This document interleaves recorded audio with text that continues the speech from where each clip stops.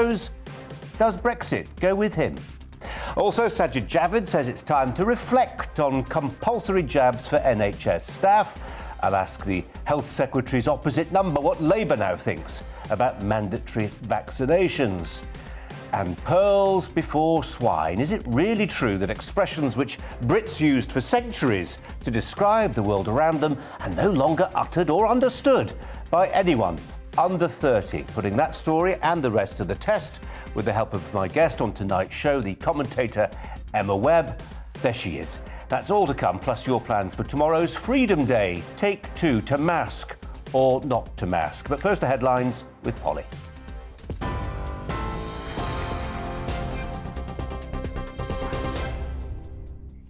Very good afternoon to you. It's just after 4 o'clock. I'm Polly Middlehurst in the GB newsroom, and our top story.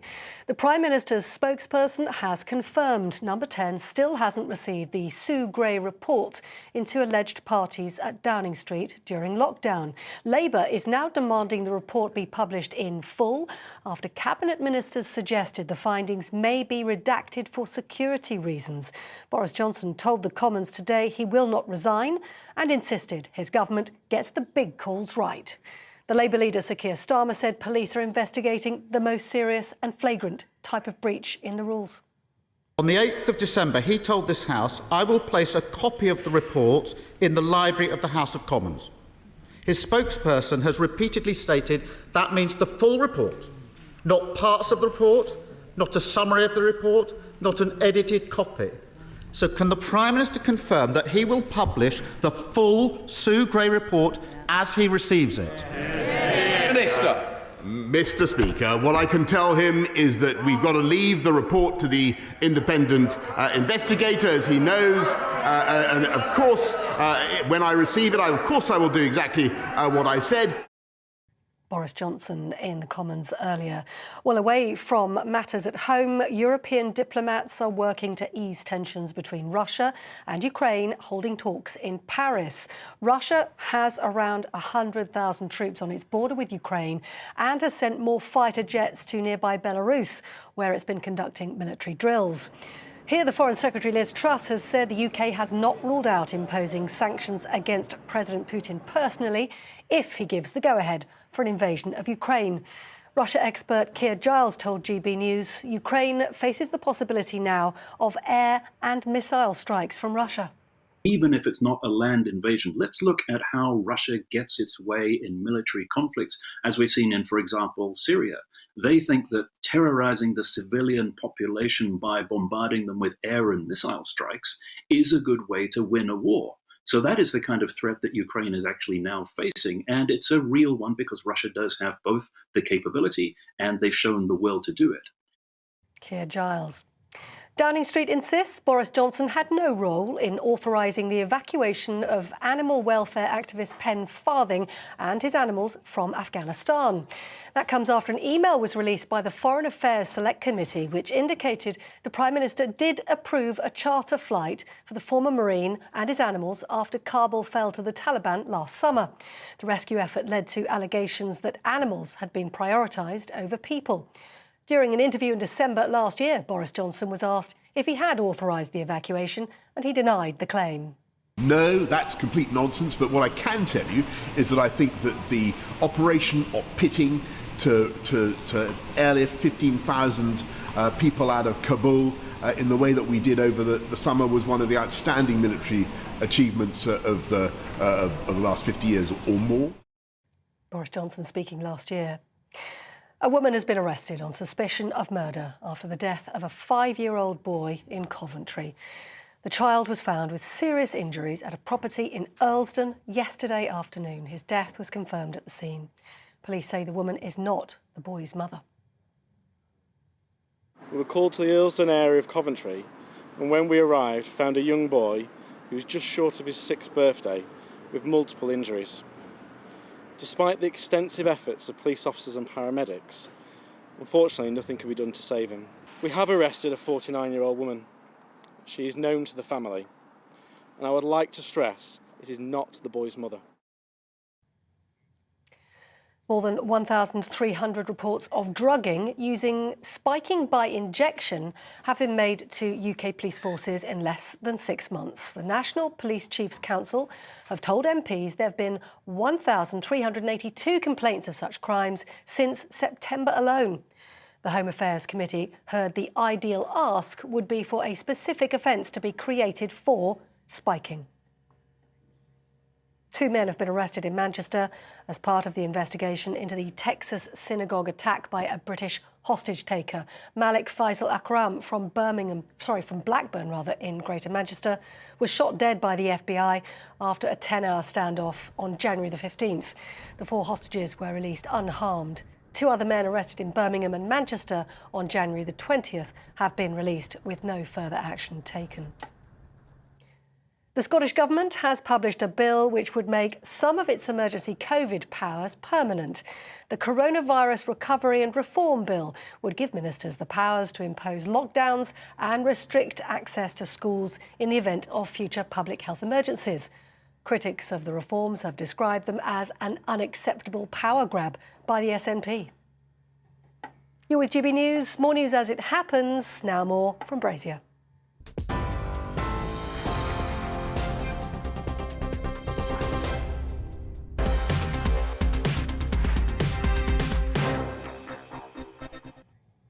It's around about this time yesterday evening, wasn't it? We heard whispers, I think from the Mirror newspaper online, suggesting that the Sue Gray report into Partygate, all those allegations that swirl around what was happening in Number 10 in 2020 and at other times as well, that we would get the report today, but Downing Street would get the report to look at yesterday evening. Doesn't seem to have come to that, at least at this stage, does it?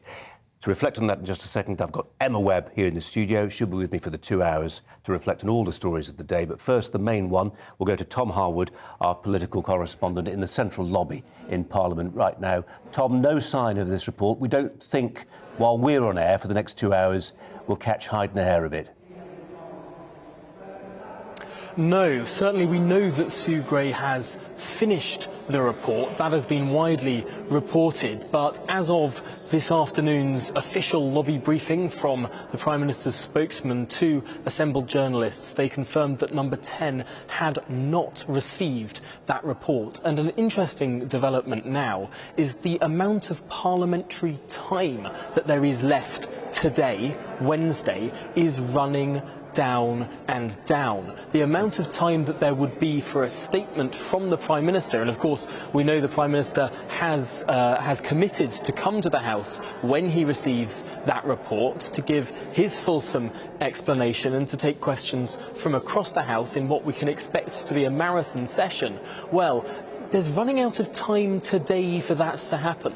So it's looking more and more likely that any developments with this Sue Gray report, any chance that this will be released to people in this building, in Parliament, or indeed the public, that's looking more and more likely that will be not today. It could well be later this evening or tomorrow, and potentially tomorrow being that day that the Prime Minister once again comes to the Commons to take those questions. And my gosh, how many times has this Prime Minister come to the Commons to take questions on this over the last 3 weeks? It feels like he has spent half his time in that chamber taking so many questions, but for the most part answering, we need to wait for this report. Well, very soon we'll be waiting no longer.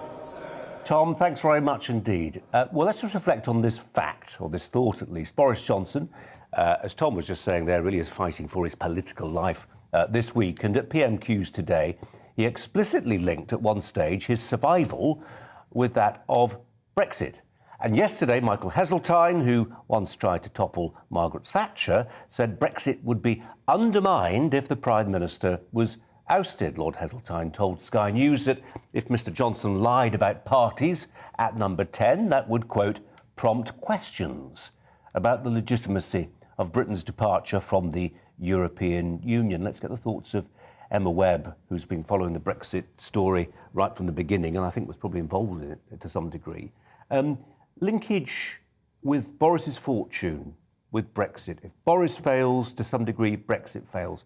Surely not. We're far too far down the track, aren't we? I think that's some real desperate clawing from the Prime Minister, and actually is quite a worrying sign that he would turn to that, because I think Heseltine's comments are, frankly, I think they're completely delusional. I think he's in la-la land if he thinks that there would be any profound implications of Boris's departure for the legitimacy of Brexit. So much water has passed under the bridge. This is 2022. We should not still be talking about this. Emma, isn't Heseltine actually fighting the next war? He's looking forward to the next general election. He's hopeful, and we'll maybe be talking to Wes Streeting about this, Labour's shadow health spokesman, in just a moment, but he's hoping that whether it's Labour, whether it's the Liberal Democrats or somebody else, somebody will go into 2024 with a manifesto explicitly advocating a return to the European Union. That's what he wants. I think he'd still be pinning his colours to the wrong mast, because Keir Starmer has been quite clear that the Labour Party's position on this is to not have another referendum. Even Tony Blair, of all people, has made this point very clear. So I think that he's completely barking up the wrong tree. He appears to be completely, as I say, in la-la land. I really don't think that this is going to have such a profound impact on Brexit. Yes, it is true that Boris, he has, one of the things that he can be praised for is on his delivery of Brexit. Yes, there are some issues surrounding the issues to do with Northern Ireland, but overall his record on Brexit has been very good. But, Boris wasn't even the Prime Minister at the time of the Brexit campaign. So I think that this, even from the Prime Minister himself, is really sort of clawing to hold on for dear life to his position. Emma, more from you in a wee while. I noticed you used the phrase nailed colours to the mast. Store that thought, we'll come back to it. Now, Manchester, Birmingham, Leeds, Newcastle, London, thousands marched through the big cities of England at the weekend. They were protesting about government plans to, not just, but this was partly the reason, plans to sack NHS workers who haven't been jabbed. Some carried placards with slogans which read, "From heroes to zeros, from clapping to sacking." And as they marched, the Royal College of GPs called on the Health Secretary to extend the April the 1st deadline, no joke intended with the choice of that particular date, when unvaccinated NHS staff will be dismissed, so the theory runs. There are lots of those staff involved, about 77,000 at the latest count. That's about 6% of the entire NHS workforce. Well, those marchers and the Royal College might have got their way yesterday in an announcement that many people actually missed. The Health Secretary said he was reflecting was the word he used, on the sacking policy.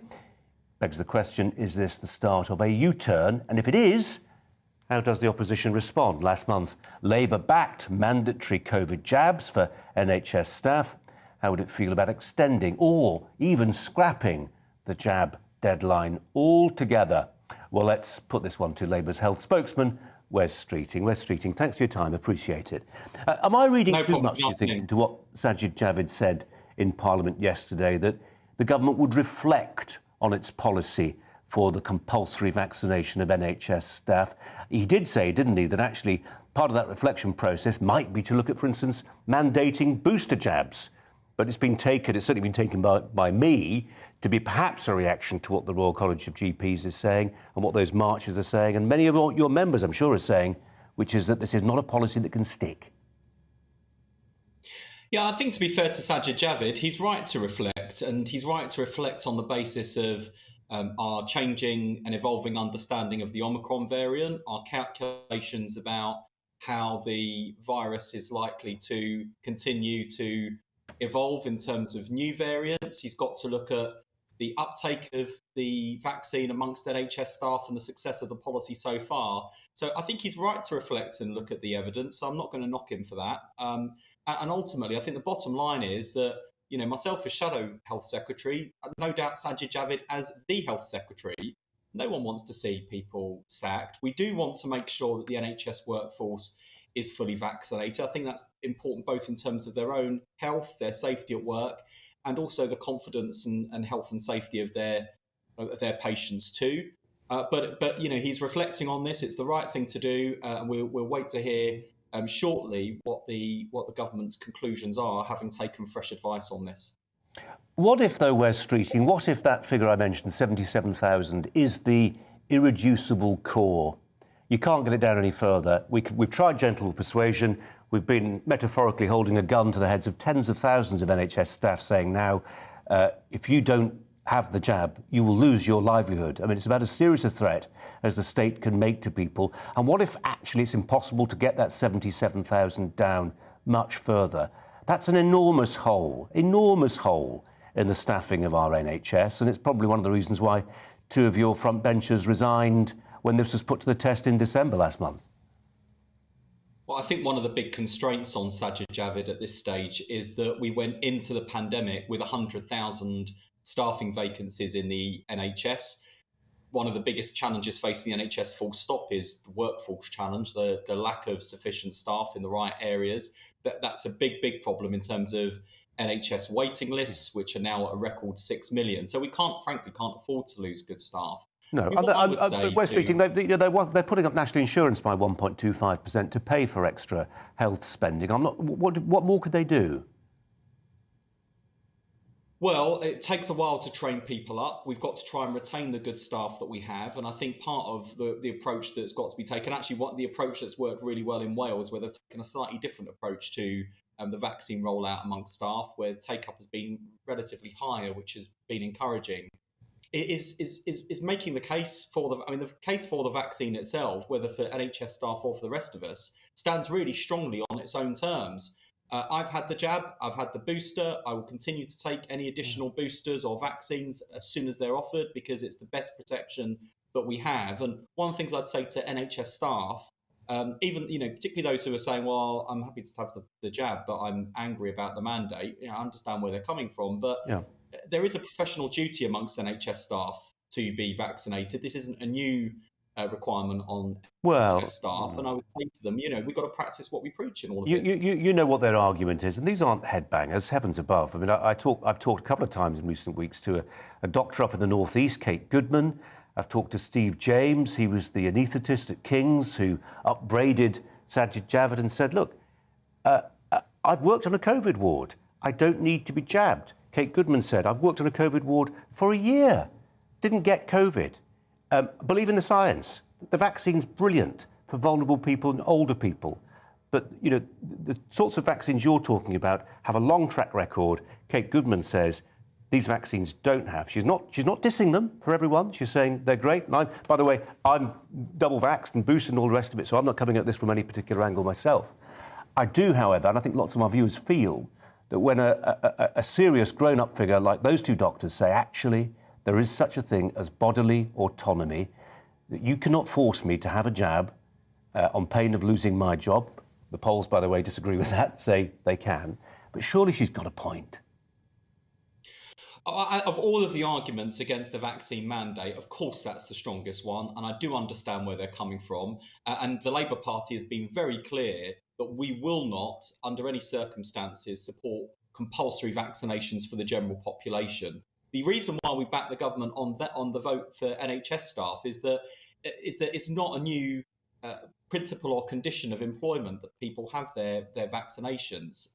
And all I would say, and it's part of the challenge when dealing with clinicians on some of these things. Of course, they've got their clinical experience and judgment, but I would also say to them respectfully, they're not all epidemiologists. They're not the chief scientific advisor. There is a reason that the mandate was introduced in the first place. And I have been a bit anxious in terms of some of the exchanges that we've seen with individual doctors who've given their own views about why they didn't want the vaccine for themselves. They've got to be really careful that they're not inadvertently reinforcing some of the vaccine hesitancy we still see, or worse still, some of the anti-vaxxer argument, which I just do not think stand up in terms of evidence. And I know there are people out there that still got questions in terms of, I'm not talking about people who are anti-vax. I think they've made their position very clear. Yeah. We're not going to change their minds, I suspect. But for the vaccine hesitant, I think the important thing now is that we provide opportunities for them to have their questions answered by clinicians. And we have teams going out door to door in the community, if necessary, to have those conversations, to reassure people, because I genuinely think in terms of, and Labour published a plan recently on living well with COVID. We don't want to be in another lockdown. As Shadow Health Secretary, I never want to see Britain in lockdown again. I don't want us to do the hokey-cokey on restrictions that impact on our lives, our livelihoods and liberties. And the vaccination programme is a really key way to avoid that, a really key tool in our armoury against this virus. And just to strike a bit more balance on this, Wes Streeting, it's important to note that we are, this isn't Austria. We're not saying to people, be vaccinated or be fined. It is a choice, isn't it? I mean, if you want to carry on working with the NHS, to some degree, the argument does run that you have to do what the NHS says. Just one final thought. I know we'll maybe come to Partygate as well. I know you're keen to talk about that, but tomorrow is sort of Freedom Day take 2, isn't it, in England? Are you going to be changing your behaviour when it comes to things like wearing masks, for instance? And what do you urge people to do? People tonight, maybe, who are deliberating and musing on what to do, whether it is time to rip off that mask tomorrow. What's your guidance?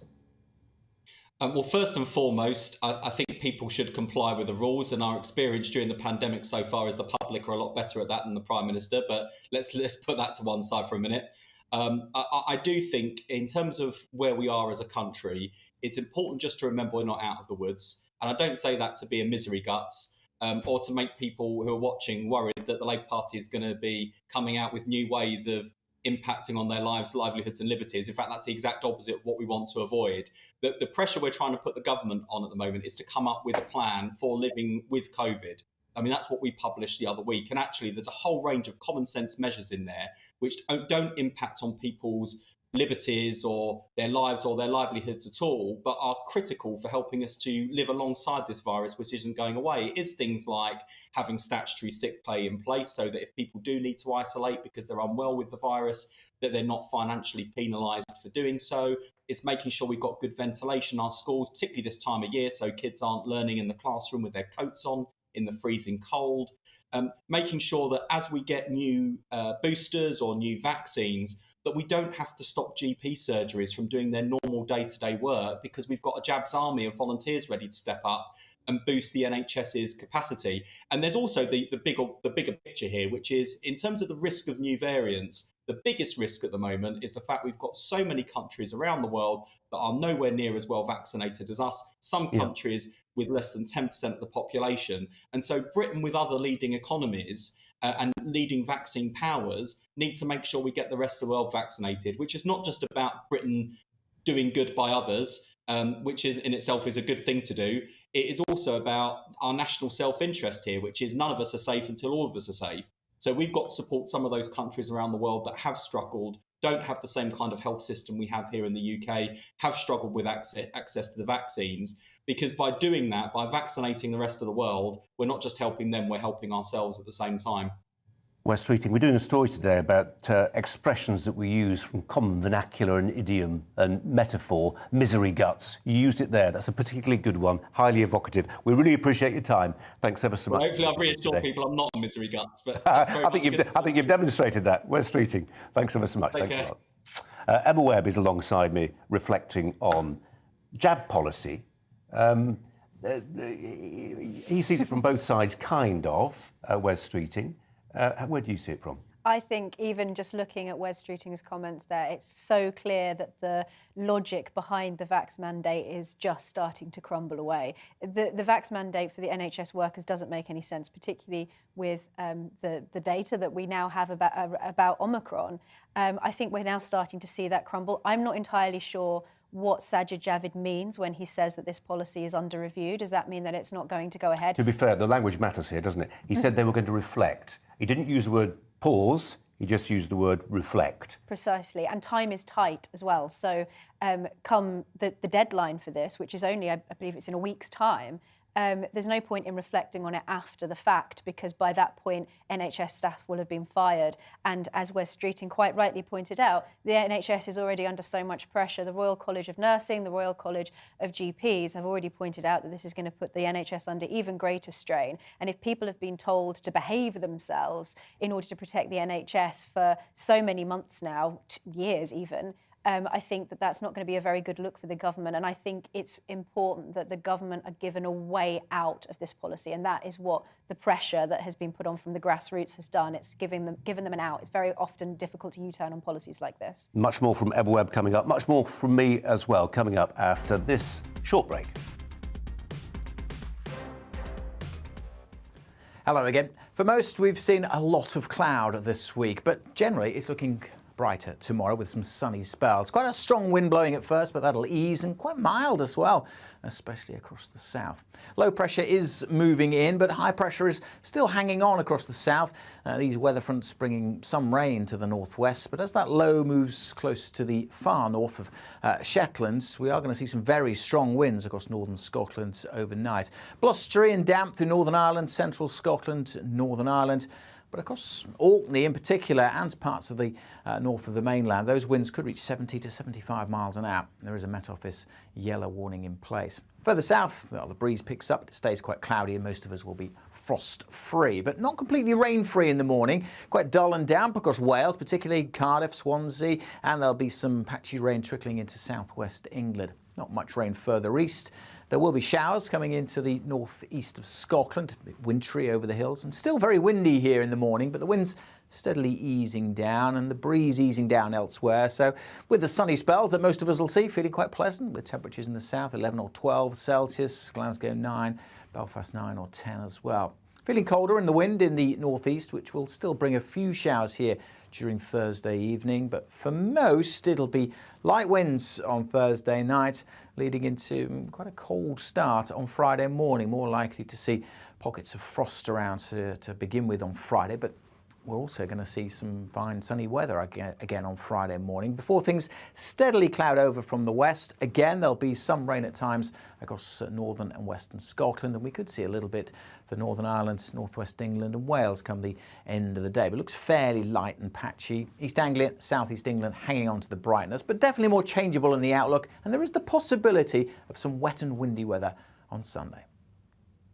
I'm Liam Halligan. Join me every weekday at 1 p.m. for On the Money, your daily dose of economics, business and consumer news. I got 25 years experience covering economics and finance. We hold grown-up discussions with a host of experts who really know their stuff. We can't buy gas and store it. That was a mistake, wasn't it? I think it was a mistake. Even you, Liam, don't have a crystal ball. Inflation's a real threat.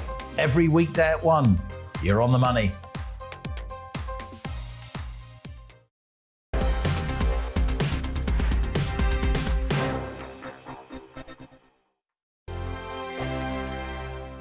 Hello there, I'm Eamon. And I'm Isabel. And you're watching the GB News digital stream across the United Kingdom. And around the world. If you're here in the UK, you can also watch us on your TV screen. GB News is Freeview channel 236. On Sky, we're channel 515. 626 on Virgin Media. Just remember, you might need to retune your TV to watch the channel. Yeah, and if you are doing that, find out more about retuning by going to gbnews.uk. Join my show Farage, 7 p.m. till 8 p.m. Monday through Thursday, and there you will get opinion, analysis, debate, and I'll cover stories that nobody else dares to touch. And then for the last 15 minutes, talking pints. We're over a drink. We have a civilized conversation with someone. We very often disagree, but we do it in a grown-up way. Come and join me on Farage.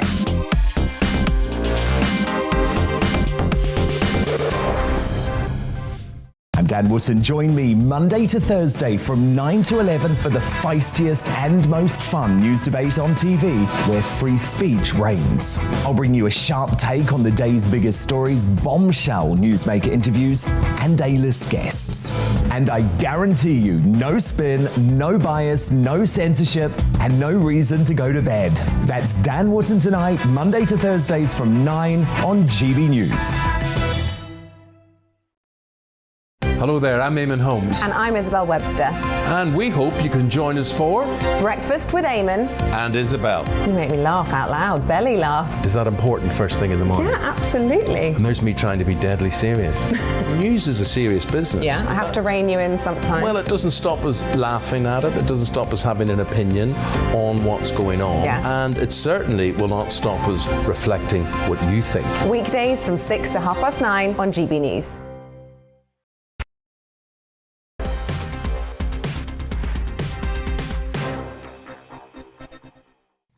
Well, I'm afraid a particularly horrible crime story to share with you now. Let's turn to our East Midlands reporter, Will Hollis, who joins us from Derby Crown Court with an update on the killings of 3 children and a woman in the Derbyshire town of Killermarsh last September. Hello, Will. What can you tell us? Yes, this is a story that a lot of people have been watching very closely since last September. And today a man has appeared at Derby Crown Court charged with 4 counts of murder and 1 count of raping a child under the age of 13. Damian Bendel, aged 32, was expected to enter a plea today but was not asked to. No evidence was given in this preliminary hearing. But the court did hear from Judge Nirmal Shant QC that it is not an issue that the defendant caused these deaths. Damian Bendel appeared at Derby Crown Court this morning wearing a grey jumper, jeans and a face mask, flanked by dock officers. He's charged with the murder of a mum and 3 children. Bendel was charged by Derbyshire police after the bodies of John Paul Bennett, aged 13, his younger sister Lacey Bennett, who's aged 11, and their mother Terry Harris, aged 35, were discovered alongside the bodies of Lacey's friend Connie Gent, who is also 11 years old. The bodies were found on the 19th of September last year at a property on Chandos Crescent in Killermarsh near Sheffield in North Derbyshire, in addition to the 4 counts of murder that Bendel is allegedly charged with. He's from Chandos Crescent as well, and is also charged with the rape of a girl under the age of 13. Bendel is now remanded in custody, and a trial is expected to take place on Monday the 21st of March. More information is to be gathered before that date. After the break, is Brexit really so bound up with Boris that his removal potentially means its reversal? First, let's bring you up to date with the latest news headlines with Polly.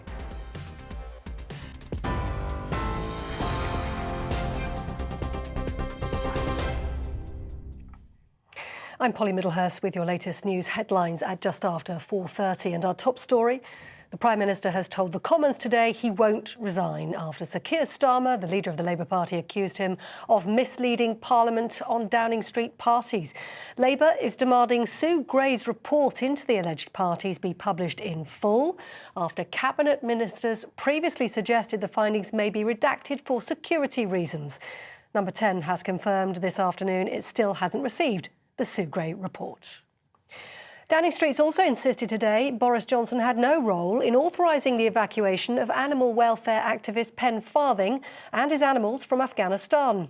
That comes after an email was released by the Foreign Affairs Committee, which indicated the Prime Minister approved a charter flight for the former Marine after Kabul fell to the Taliban last summer. The rescue effort led to allegations that animals had been prioritised over people. European diplomats are trying to ease tensions between Russia and Ukraine, holding talks in Paris. Russia, which has around 100,000 troops amassed on its border with Ukraine, has now sent fighter jets to Belarus, where it's been holding military drills. The Foreign Secretary said the government is not ruling anything out when it comes to the UK imposing sanctions against President Putin personally if he gives the go-ahead for an invasion of Ukraine. And here, police say a woman who was arrested on suspicion of murder after the death of a 5-year-old boy in Coventry is known to the family, but is not the child's mother. The boy was found with serious injuries at a property in Earlsdon yesterday afternoon. His death was confirmed at the scene. From Friday, people who test positive for COVID in Wales will be able to finish self-isolating after 5 days instead of 7. They'll still need to produce 2 negative lateral flow tests taken on days 5 and 6. In Northern Ireland, vaccine passports have also been scrapped for pubs and restaurants and nightclubs, now allowed to open for the first time since Boxing Day. On TV, online and on your radio via DAB+. You're with GB News. Now more from Brazier.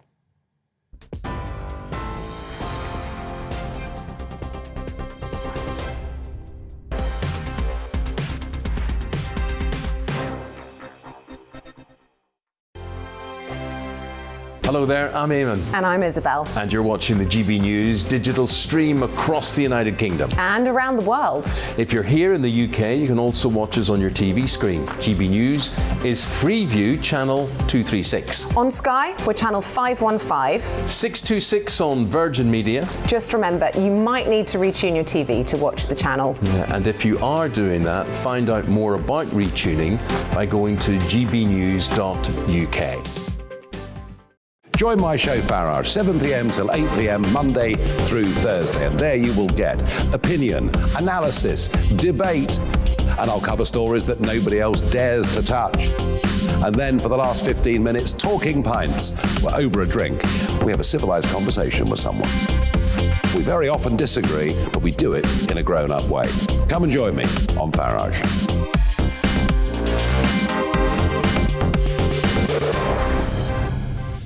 I'm Dan Wootton. Join me Monday to Thursday from 9 to 11 for the feistiest and most fun news debate on TV, where free speech reigns. I'll bring you a sharp take on the day's biggest stories, bombshell newsmaker interviews, and A-list guests.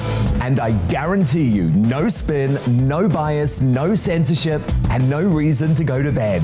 That's Dan Wootton tonight, Monday to Thursdays from 9 on GB News.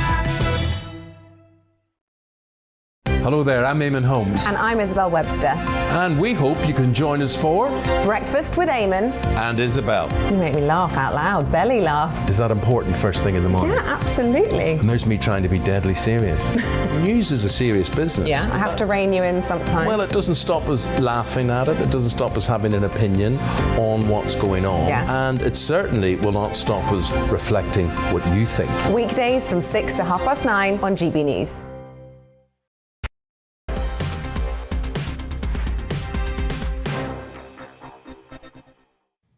Welcome back. You're with Colin Brazier on GB News on TV and on radio. The time is 16:36 in New Money. You can work that out.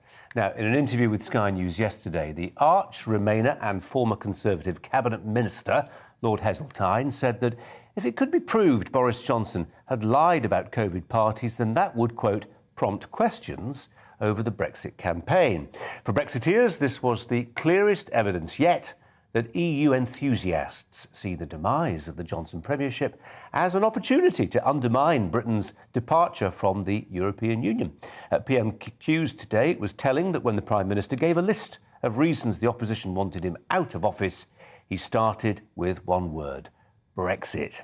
So is Brexit really so bound up with Boris that his removal means its potential reversal? Well, this is exactly what Lord Heseltine said, to give you the context. Quote, if it were to be established that the Prime Minister has been lying, it will open a can of worms. Will the majority now of people who believe Brexit was wrong have another chance to express their view? That's pretty clear, isn't it? So is Brexit really so bound up with Boris that his removal means its potential reversal? Is Heseltine right? If Boris goes, is Brexit at risk? How many ways can we put that question? Well, before we debate that, our reporter Bradley Harris spoke to people on the streets of Manchester earlier today about it. I just think the man's a fool all round, really, and I just think he should be out. He should be out. He's not done the job properly, has he? I mean, it's not been easy jobs to do, I must admit. I mean, I would like to be in his shoes when the lockdown started and all this started. But if you can party and no one else can see the family, it's just not on, is it? You wouldn't not want anyone to have a birthday cake, but the fact of the matter is he's telling all us to make sure you're washing your hands while singing happy birthday, and all them are actually singing happy birthday to him. Other people have been doing it through windows to care homes and over FaceTime, but the rules don't apply to Boris, apparently. I mean, at the end of the day, you know, it's just solidifying the fact that it was a gathering that wasn't work-based. I mean, you don't have a cake at, you know, sort of a work gathering, not a birthday cake anyway. So it's just solidifying the fact that he's lying to everyone, that is essentially not doing what he was setting the rules out for in the first place. He's actually going against his own rules, which is making basically a mockery out of the public. We just want the truth, which I think we know the truth, but obviously we need it in black and white to say it. And if it is true, I don't think he should be Prime Minister, because no one is going to listen. And it's a shame of what he's done now, because he was a good Prime Minister. Things we asked for, he did. But by not listening to the rules what he made now, he's ruined it all. He's just ruined it for himself as well as the country. No, it needs something needs sorting, doesn't it? Because he should be being Prime Minister if he's doing stuff like that. It's one rule for him and a different rule for everyone else. He's ruined it, says one of those voices from Manchester. Has he ruined the prospects long-term for Brexit? Has he made it more likely, Boris Johnson, by doing so much to bring Brexit about, but now by his actions, as deemed by some. Might it make it easier for a party in the future to reverse that Brexit decision? Emma Webb's still with me, the columnist, and the commentator Andre Walker is likely to take a different view and joins me, as you see. Andre, you're not here in a cosy studio with me and Emma, so I'll let you go first. Are we rather overcooking this linkage? I mean, Lord Heseltine was pretty explicit yesterday on Sky News when he said, if it can be demonstrated that the Prime Minister lied about parties at Downing Street, then that undermines his entire case for campaigning for Brexit. Well, I think you've raised a number of issues. The first and most important issue is just to remind ourselves of the disaster that was Theresa May's negotiation with the Europeans. I genuinely believe that we would still be in the backstop now if we'd have agreed to the Theresa May deal. So there was no doubt that Boris Johnson came in belligerent and kind of gave us, for the most part, a pretty good deal. Obviously, there are significant problems in Northern Ireland, so let's just park that. Obviously, there is a huge issue of trust. And by the way, I was one of the people that was banned from seeing my mother on her deathbed by the laws that Boris Johnson completely ignored for himself. So I'm not going to defend him in that respect. However, it is true to say that the pro-Europeans, whether that be Keir Starmer, whether that be Lord Heseltine, whether that be people in the SNP, are constantly trying to find ways of undermining Brexit. Now, look, I don't think that Boris Johnson can go on forever, but at the same time, you have to recognise that time and time again, this is going to be used as an excuse to try and undermine Brexit. And I'm deeply, deeply concerned about it. And let's just remind ourselves of some of the things that the Europeans are doing. A ban on dogs being sent from GB to Northern Ireland. And of course, it sounds ludicrous. But what the Europeans are saying is the solution to that is to join the common veterinary policy. I am telling you, this debate about Brexit will roll on because time and time again, pro-Europeans are going to try and incrementally take us back into the EU. We're always going to have to be vigilant. Emma, does what we witnessed over the last couple of months begin to sort of morally discredit the case for Brexit a little bit, I wonder? I don't think at all. It's very difficult to argue against Andre when he's got such a majestic background behind him, so patriotic. We all need it's one. Very difficult to disagree with Andre generally. But no, I don't think it does at all. And I think, the issue here is that actually I don't think that concerns around the future of Brexit are the best argument for Boris staying. I'm certainly quite, shall we say, critical and pessimistic about Boris. I think that the lady who was just spoken to in Manchester there was absolutely right, is that he's sort of blown it.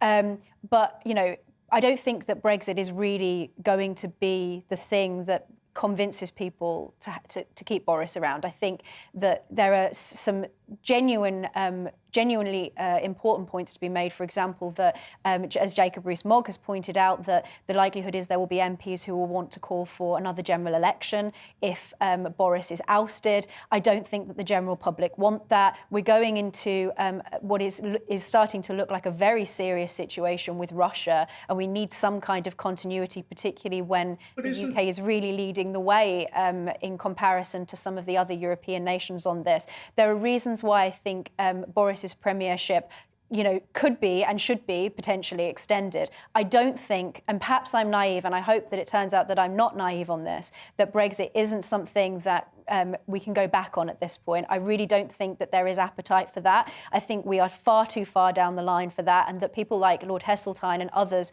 those Remainers who are still clinging on to the hope of rejoining the European Union, are just deluded. I think it's great that you went to Manchester, and I'll tell you why. And it wasn't explicitly said in your package, but I believe it was alluded to. Always remember something. The issue in the north of England wasn't necessarily Brexit, though the north of England voted to leave.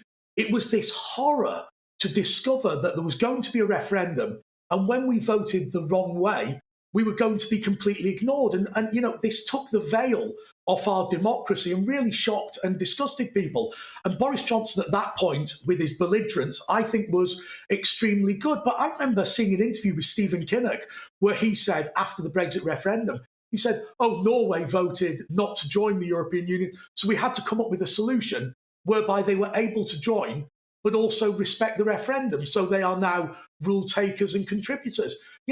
People in the north of England were genuinely disgusted, and rightly so, at the way that our parliament, our democracy, doesn't care about them, and was exposed for not caring about them. And to be fair, Boris Johnson, when he booted out the pro-Europeans like Dominic Grieve, then he won a huge majority in those red seats. And that's important. Andre, just to that point, because you raise a really important point there, is belligerence, as you put it, booting out those people who couldn't be persuaded to the merits of going along with what the people had decided. By being so ruthless, by having that purge, it was much criticised at the time, it means that we're not quite sure, in the event of Boris Johnson walking, who will get the gig. But if you look at the front runners, they all share one thing, don't they? The common denominator is, whether it's Liz Truss or Rishi Sunak, they're Brexiteers. Yes, but I don't think that's the problem. Isn't the problem really? No, it's not. I'm just saying there's been that purge, and that's a good thing. Yeah, but I mean, so I don't disagree with you, but let me just go on from that and say that one of the big problems that we've got, I think, in the Labour Party and the Conservative Party is a weakness of a lack of talent. I don't see these people as great election winners. I have to be honest with you. As it stands right now, I think Boris Johnson is more likely to win the general election than Liz Truss. And I like Liz Truss, but that is just a fact. Emma, I don't want to turn this into one of those conversations, because we may have this conversation many times in the future about who's the best person to take over the Prime Minister. It may never come to that. I want to keep this narrowly focused on this question about whether what we're seeing happen to Boris Johnson now discredits the Brexit prospectus. Now, they're not going to unpick it, at least not right now. The opportunity comes for the Remainers come the next general election. Can they, Emma Webb, persuade a serious party with a chance of forming a government, and that really is only Labour, to at least build into part of their manifesto and their electoral promises some long-term view about going back into the European Union? I'm really doubtful about that, particularly given what we've seen, the EU's behaviour over the last 2 years, even around the vaccine, I think, in many people's eyes. I think we're going to be seeing more of this surrounding Russia. I think people are becoming increasingly pessimistic about the European Union on many fronts and their behaviour. And I think actually the European Union itself is a very changed thing from the entity that it was in 2016 when we voted. So I'm very doubtful that that's the case. And I think also we should ask what we mean when we say, is Brexit at risk? In what way is it at risk? I think it's highly unlikely that there's any prospect of us rejoining the European Union, and even what the future of the European Union might be after coronavirus has passed. And I actually think that, I just want to say, I think that Andre is completely right when he says that there aren't, any really good, strong contenders as an alternative to Boris Johnson, someone that you can imagine winning another general election. And with the May elections coming up, I think the Conservative Party, even those who are sceptical and are lacking confidence in Boris Johnson, that they would have confidence in anybody else. I think the great difficulty here is the reason that Boris Johnson went to these parties, whatever they're proved to be, is the man is a total hypocrite. But here's the problem that I've got in my own mind, and I know it's an awful thing to say. Is it potentially better to have a total hypocrite than a genuine believer?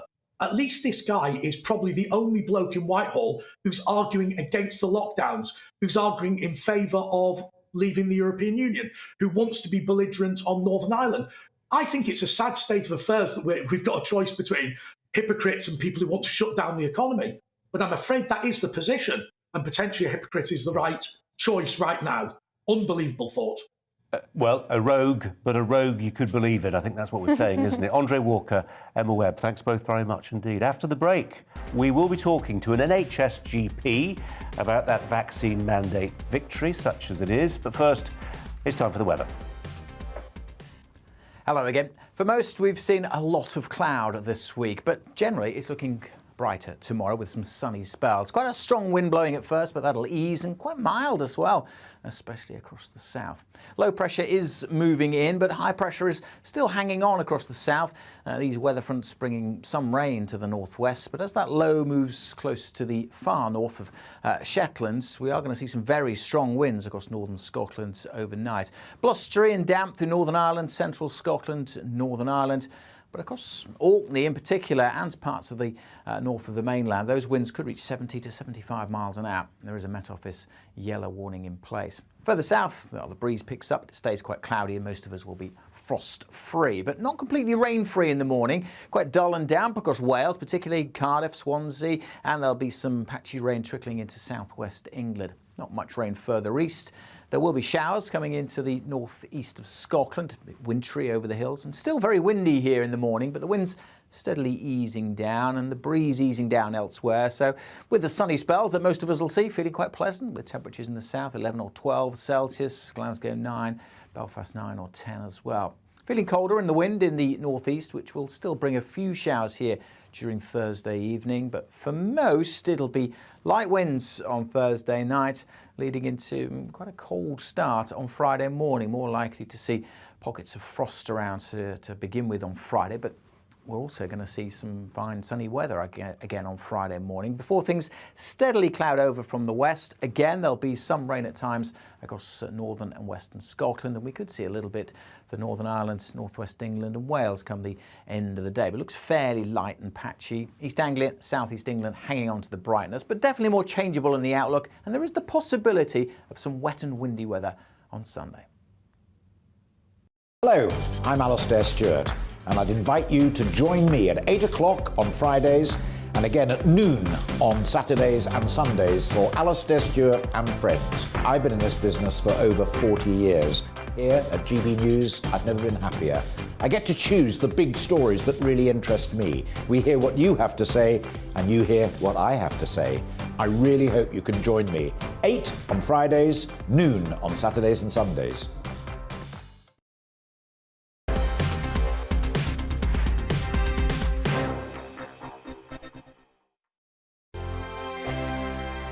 Hello there, I'm Eamon. And I'm Isabel. And you're watching the GB News digital stream across the United Kingdom. And around the world. If you're here in the UK, you can also watch us on your TV screen. GB News is Freeview channel 236. On Sky, we're channel 515. 626 on Virgin Media. Just remember, you might need to retune your TV to watch the channel. Yeah, and if you are doing that, find out more about retuning by going to gbnews.uk. Join my show Farage, 7 p.m. till 8 p.m. Monday through Thursday, and there you will get opinion, analysis, debate, and I'll cover stories that nobody else dares to touch. And then for the last 15 minutes, talking pints. We're over a drink. We have a civilized conversation with someone. We very often disagree, but we do it in a grown-up way. Come and join me on Farage.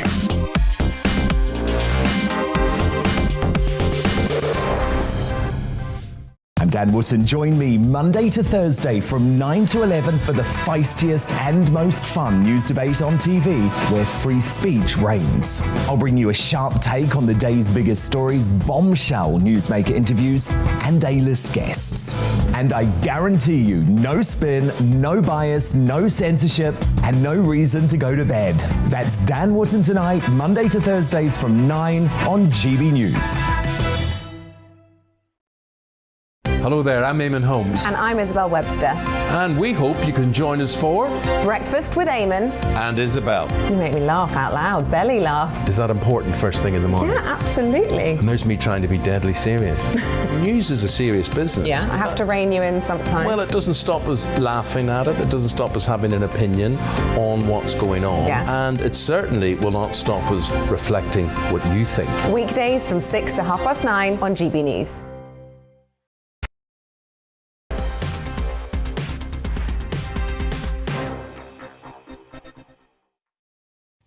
Here's a question: could the plan for NHS staff vaccine mandates, also known as mandatory jabs, be dropped or paused at the very least, the deadline extended?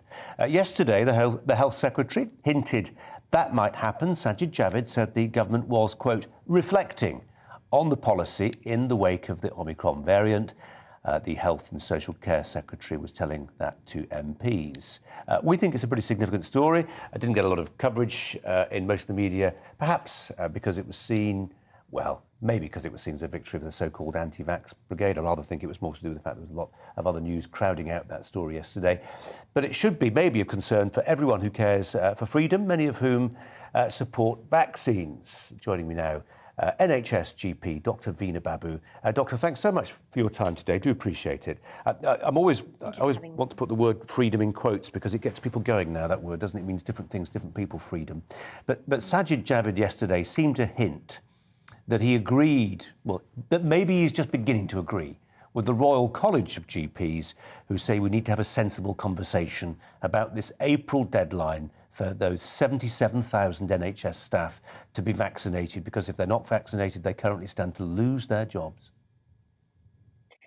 I can't believe we've come to this point, because this conversation was always in the background. The narrative was always there. And now you don't want anyone to lose their means of livelihood. Of course, nobody wants that. But at the same time, you have to think of the entire population, everyone we're serving. The evidence is there, vaccinations work. The COVID vaccine has helped reduce the number of admissions, adverse outcomes with COVID infections. And, the numbers are there. We can see it at the front line. We can see it in hospitals. So I feel very passionately about this in encouraging everyone to get their vaccinations. And we actually did get an email about this professionally from the NHS as well, saying this could happen in April, what we should look out for, and if someone hasn't been vaccinated, why you should consider doing so. I can sort of understand, Veena, why this has kind of been a gun to hold to the head of tens of thousands of NHS staff. Look, if you don't get jabbed, you're going to potentially lose your job. You have a good hard think about what that will mean for you, your career, your family, etc., etc. But as we get closer to the deadline, and bear in mind that if you want the 2 jabs, it's not April the 1st that's the deadline, it's the beginning of February. So we're right there. And I just wonder actually whether the Health Secretary and the sort of blob at the heart of the Department for Health have woken up to the fact that actually that 77,000 NHS employees is pretty much now the irreducible core. That you can't persuade many more of them to peel off and be jabbed. No, and we're already understaffed as the NHS. It's not like we have 5 people to each job. We're already understaffed. We're already under pressure. And in respect to the vaccinations and the mandate, there are some exceptions. So if you're under 18, if you're currently pregnant or just post-delivery, if you have a medical condition that prevents you from getting the vaccine or are on specific high doses of medication, there is some exceptions where this mandate won't apply to you. However, you're right, 77,000 is a large number, and the exceptions may just apply to a few. So this is a very bold move if the government goes ahead with it, but it is something we definitely need to take a step back and look, how realistic is this? Because from where I'm standing, it isn't that realistic. Veena, tell me if this puts you on the spot too much, because it's a sort of yes-no thing, really, and you may feel it's too political. But as I say, you're a GP. The boss of the Royal College of GPs has said, let's have a sensible conversation about pausing this deadline. If we don't change the policy as it currently is constituted, and 77,000 people, or maybe a slightly smaller number, but tens of thousands of people stand to lose their jobs come April the 1st, would you be on the side of extending or scrapping that deadline? Or do you think, actually, look, guys, you've had fair warning, you've got to go? It's definitely a difficult position to put me in, but I would say we should extend it, even a tiny bit, to allow a bit more conversation to see, can we work around it? Because the new variant is showing milder symptoms. Overall, as a nation, a mass majority of us are vaccinated. I would be, honestly, my heart and my professional advice says we should extend it a tiny bit. Yeah. And again, I just wonder whether in conversation, without naming names, obviously, but whether, you chat over coffee with colleagues, other GPs, and whether you're in a minority or whether perhaps what you're saying actually is what most GPs say about this. In all honesty, I don't think this is what everyone believes. I have heard dialogues where people think we should be a bit stricter, and that's the truth. And you have to respect where they're coming from. They're in positions where they're dealing with sick people dying in front of them, or having to make decisions that they don't want to make. And if we just compare this to another vaccination program that all of us are aware of, the childhood vaccination, right? There are some parents who decide not to vaccinate their children. And doing a pediatric job, you see young kids suffering with conditions like measles, mumps, rubella that we could have avoided if just the parent made that decision for them. So if we compare it directly to that, I can see where they're coming from, and we have to respect that decision.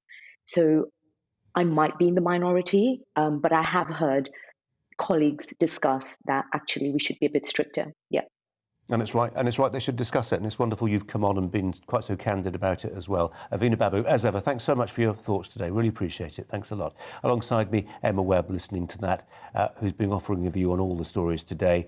It is the most sensitive subject for a lot of GPs to grapple with, but it's interesting when the leadership, the Royal College, says, let's pause, that gives people like Veena a bit of cover. I think so, and I dread to think the extraordinary amount of pressure that NHS staff must be feeling to conform to a particular narrative, because we really only have heard in the public debate one side of this. And we, as you've mentioned, there have been doctors like the doctor who challenged Sajid Javid coming out and putting forth a very robust and very reasonable perspective. And I think that actually, as we've seen with the Royal College of Nursing, the Royal College of GPs, what we're seeing is that counter view is now becoming really a lot more mainstream, and that we're starting to see the narrative around the mandate crumble. Emma, much more from you coming up, but for now, thanks very much indeed. You're watching GB News. It's just gone 5 o'clock.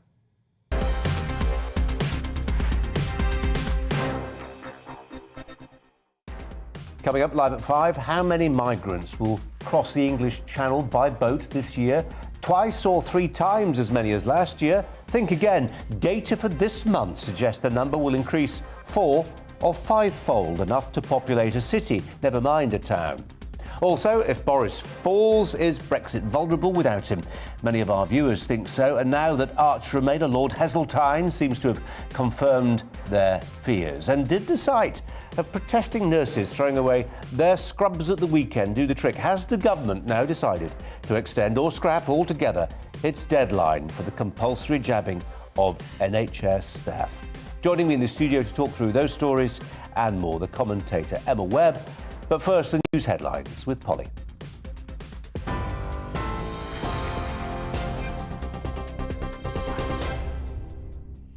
A very good afternoon. It's just after 5 o'clock. I'm Polly Middlehurst in the GB newsroom, and our top story.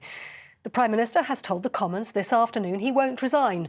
That came after the Labour leader Sir Keir Starmer accused him of misleading Parliament on the Downing Street parties.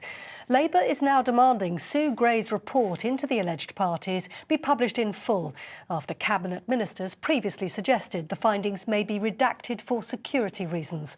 Number 10 has confirmed this afternoon it still hasn't received the Sue Gray report. On the 8th of December, he told this House, "I will place a copy of the report in the library of the House of Commons." His spokesperson has repeatedly stated that means the full report, not parts of the report, not a summary of the report, not an edited copy.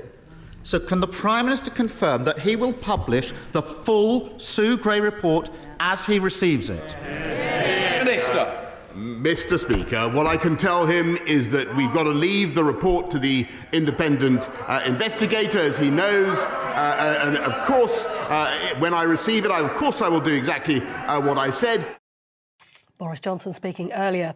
Well, away from home, European diplomats are working to ease tensions between Russia and Ukraine, holding talks in Paris.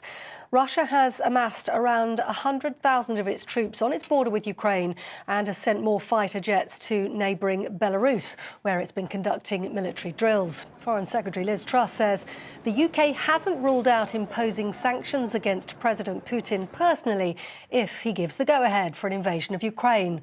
Russia expert Keir Giles told GB News Ukraine now faces the possibility of air and missile strikes from Russia. Even if it's not a land invasion, let's look at how Russia gets its way in military conflicts, as we've seen in, for example, Syria. They think that terrorizing the civilian population by bombarding them with air and missile strikes is a good way to win a war. So that is the kind of threat that Ukraine is actually now facing, and it's a real one because Russia does have both the capability and they've shown the will to do it. Keir Giles. Well, Downing Street's also been insisting today Boris Johnson had no role in authorising the evacuation of animal welfare activist Pen Farthing and his animals from Afghanistan last summer.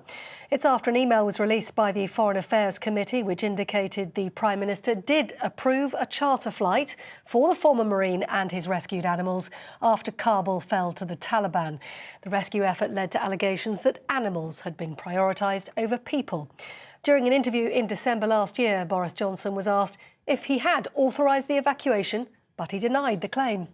No, that's complete nonsense. But what I can tell you is that I think that the operation of pitting to airlift 15,000 people out of Kabul in the way that we did over the summer was one of the outstanding military achievements of the last 50 years or more. Boris Johnson last summer. In other news today, a woman has been arrested on suspicion of murder after the death of a 5-year-old boy in Coventry. The child was found with serious injuries at a property in Earlsdon yesterday afternoon.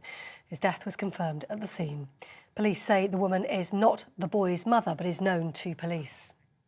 We were called to the Earlsdon area of Coventry, and when we arrived, found a young boy who was just short of his 6th birthday with multiple injuries.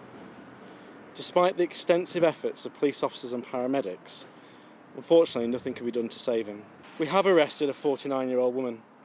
She is known to the family, and I would like to stress it is not the boy's mother. Police speaking earlier. 2 men have been arrested in Manchester as part of the investigation into the Texas synagogue attack by a British hostage-taker. Malik Faisal Akram from Blackburn was shot dead by the FBI after a 10-hour standoff early this month. The 4 hostages were released unharmed. 2 other men arrested in Birmingham and Manchester later on in the month were released with no further action. The Scottish Government has published a bill which would make some of its emergency COVID powers permanent. The Coronavirus Recovery and Reform Bill would give ministers the powers to impose lockdowns and restrict access to schools in the event of future public health emergencies. Critics of the reforms have described them as an unacceptable power grab by the SNP. Now, astronomers have discovered what they're describing as a spooky object around 4,000 light-years from Earth. Believed to be a neutron star or a white dwarf, the object is spinning through space, releasing bright bursts of energy about 3 times an hour. Astrophysicists say the star had been predicted to exist theoretically, but finding one was completely unexpected. You're with GB News. More news as it happens now. More from Brazier.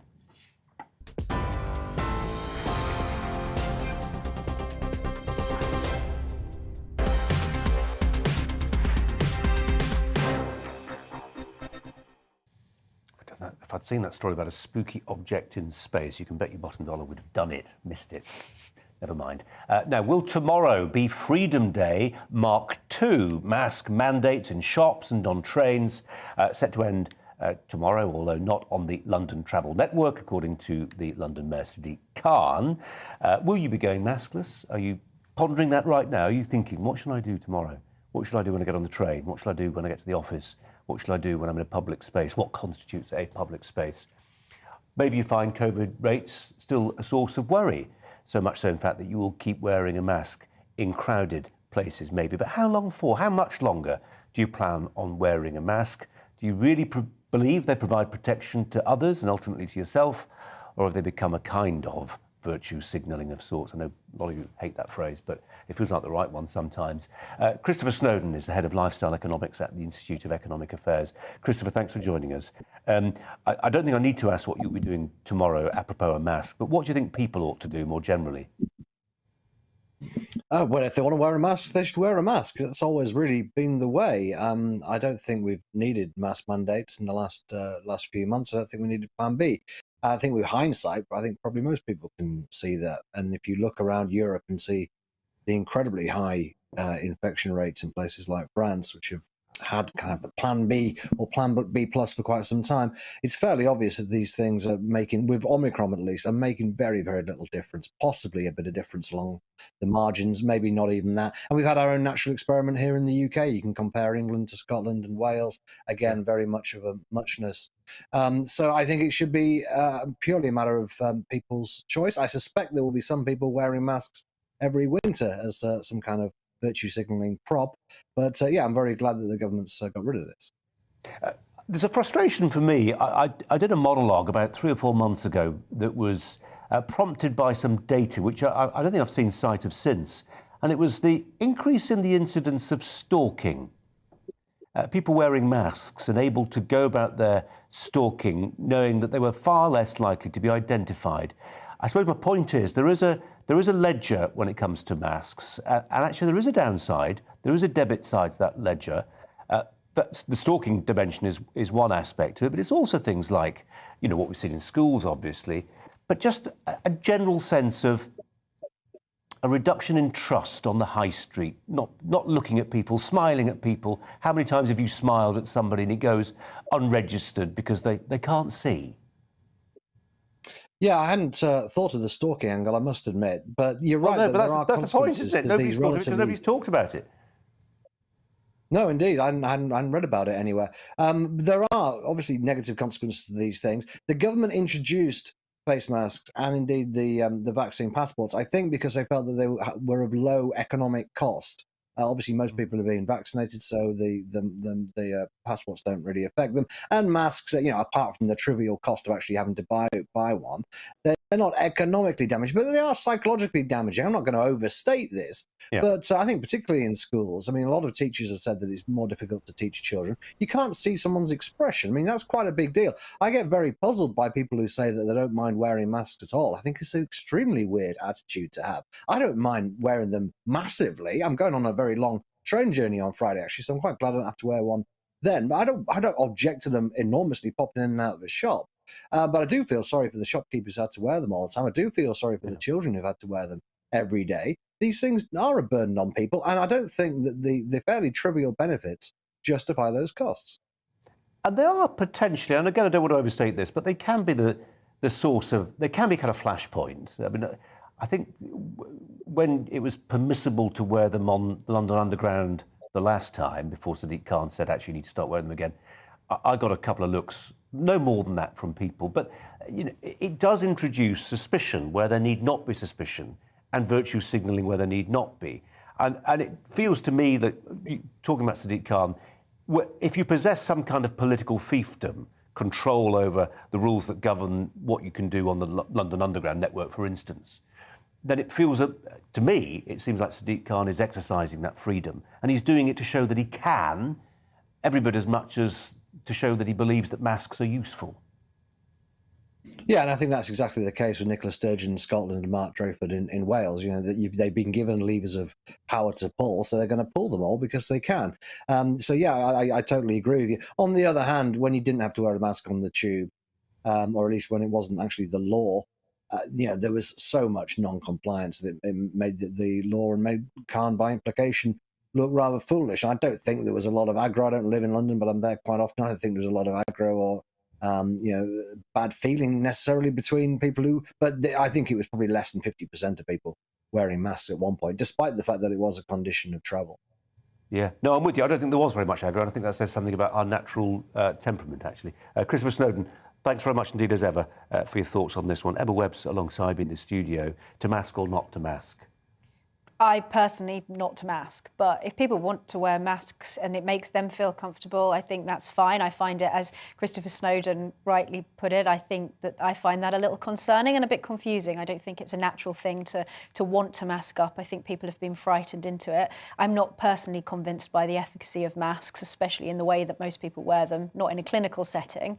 But I don't know exactly what in terms of what we see around us, how much of an impact this is going to have. Because what mask mandate? I haven't seen people wearing masks in most of the places where people are supposedly supposed to be wearing them. And one of the places where you do often see people wearing masks, namely on TfL services because of Sadiq Khan's mandate, that's something that's going to continue to go ahead anyway. So personally, I don't have a mask to throw away, but I would be throwing it away if I had one. Pity those underground staff have got to implement this from tomorrow, because a lot of people say, actually, no, I'm not meant to wear them anymore. So anyway, tough on them, I suppose. Let's return then to that potential victory for the campaign against NHS vaccine mandates. The Health Secretary hinted yesterday that the policy could be delayed.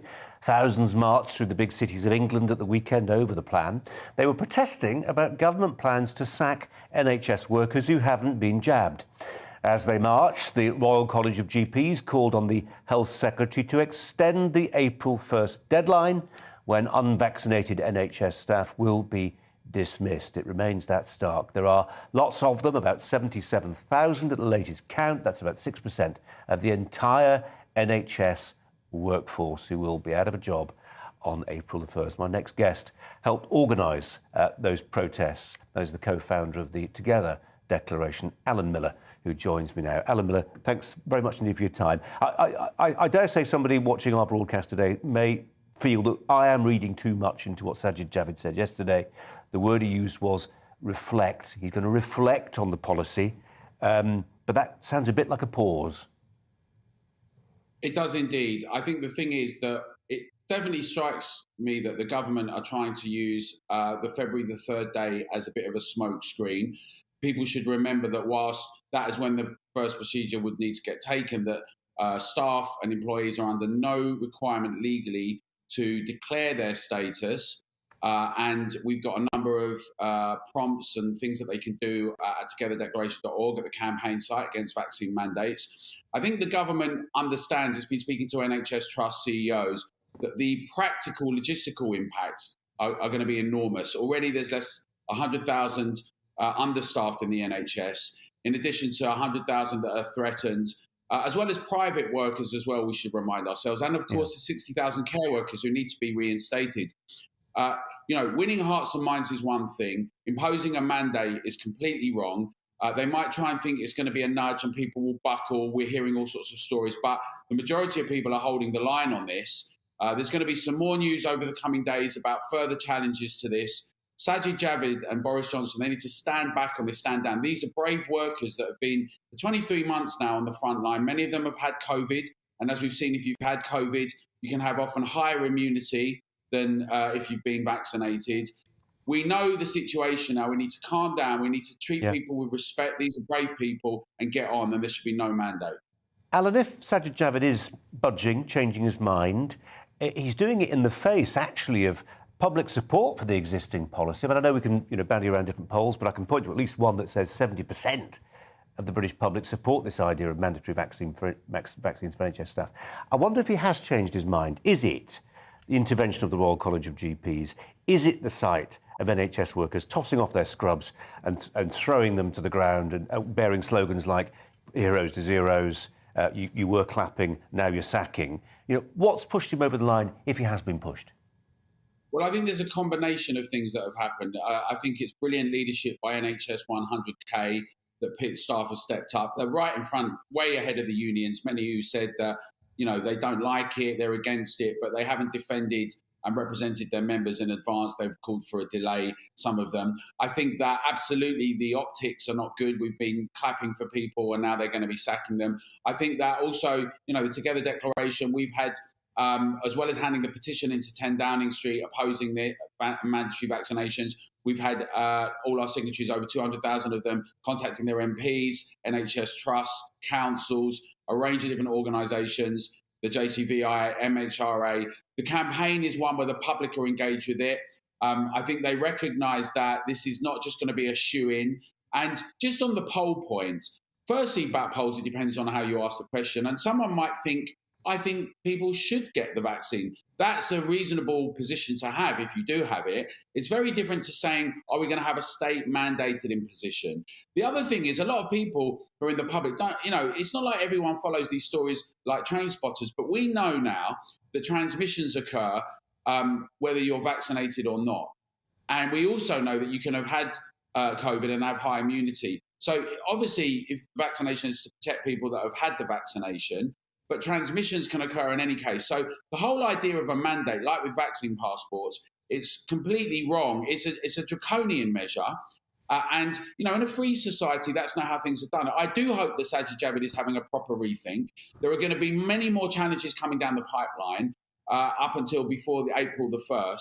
And I think that the British public actually supports people that have been bravely putting themselves on the line and risking themselves when no one actually knew what was going on. They didn't have the PPE. They've been serving right the way through this. You can't just present this as a parody now, these tin-foil hat people. These are carers, paramedics, doctors, surgeons, nurses that are all putting themselves on the front line. And so we encourage everyone to... and we've had them on this programme, and they make the case very forcefully and eloquently indeed. Alan Miller, thanks ever so much for your time joining us there from the United States. Just one very brief email which I want to bring to you. Andy says, my wife is a care worker who was forced to be jabbed or lose her job.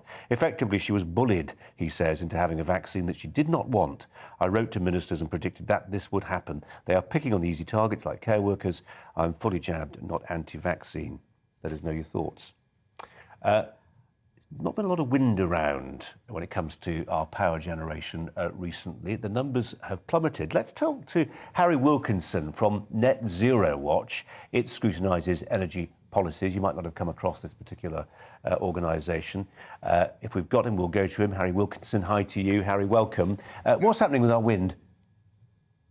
Well, last night we saw wind plummet to very low levels, as low as 3%. And this is a regular occurrence. Wind is a fundamentally intermittent technology, and that means while it can provide, on some occasions, a large percentage of our energy needs, on others, it plummets to almost nothing.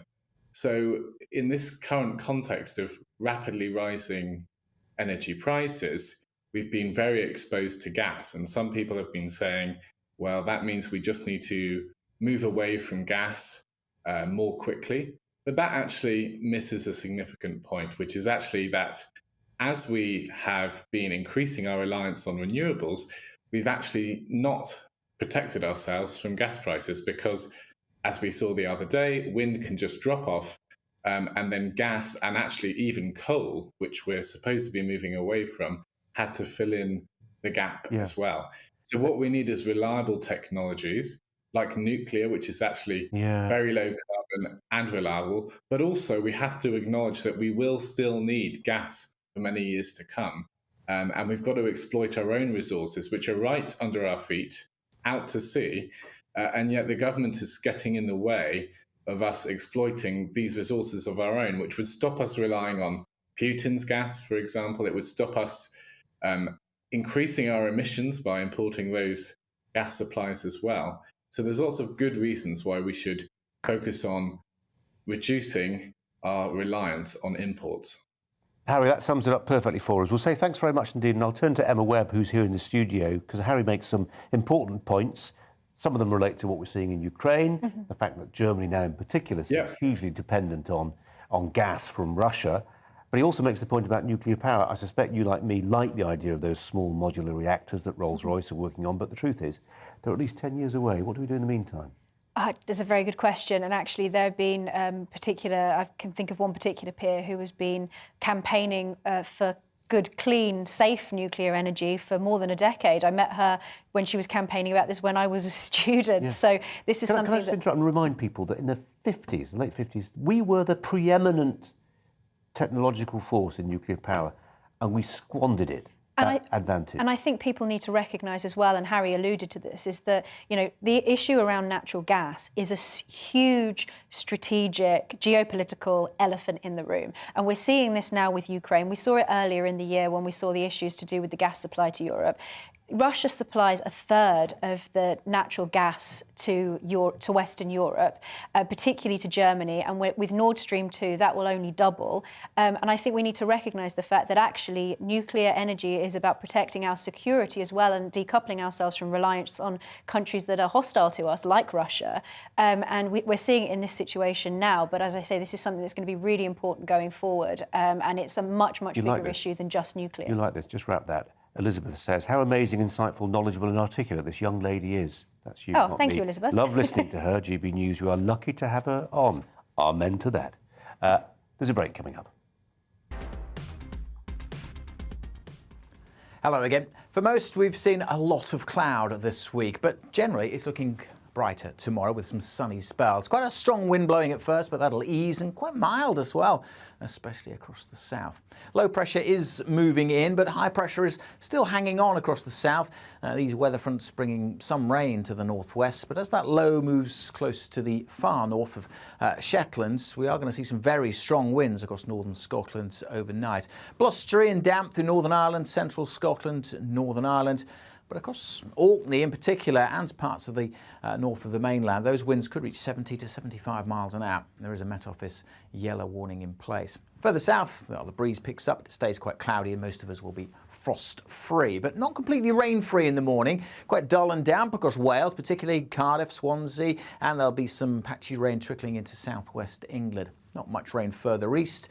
There will be showers coming into the northeast of Scotland, a bit wintry over the hills, and still very windy here in the morning, but the winds steadily easing down and the breeze easing down elsewhere. So with the sunny spells that most of us will see, feeling quite pleasant with temperatures in the south 11 or 12 Celsius, Glasgow 9, Belfast 9 or 10 as well. Feeling colder in the wind in the northeast, which will still bring a few showers here during Thursday evening. But for most, it'll be light winds on Thursday night, leading into quite a cold start on Friday morning. More likely to see pockets of frost around to begin with on Friday. But we're also going to see some fine sunny weather again on Friday morning before things steadily cloud over from the west. Again, there'll be some rain at times across northern and western Scotland, and we could see a little bit for Northern Ireland, northwest England and Wales come the end of the day. But it looks fairly light and patchy. East Anglia, southeast England hanging on to the brightness, but definitely more changeable in the outlook, and there is the possibility of some wet and windy weather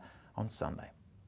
Join me, Gloria De Piero, Monday to Thursday at noon for The Briefing. We go to the parts of Parliament that you won't see elsewhere. Plus, there's exclusive interviews with MPs from all parties. But quite often, they paper over the real truth. Why does a working class lad like you join the Tories? That's a good question. Don't miss it, Monday to Thursdays at noon on GB News.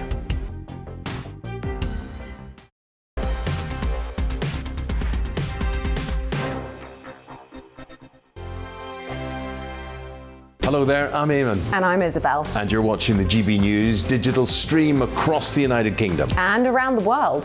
If If you're here in the UK, you can also watch us on your TV screen. GB News is Freeview Channel 236. On Sky, we're Channel 515. 626 on Virgin Media. Just remember, you might need to retune your TV to watch the channel. Yeah, and if you are doing that, find out more about retuning by going to gbnews.uk. Join my show Farage, 7 p.m. till 8 p.m. Monday through Thursday. And there you will get opinion, analysis, debate, and I'll cover stories that nobody else dares to touch.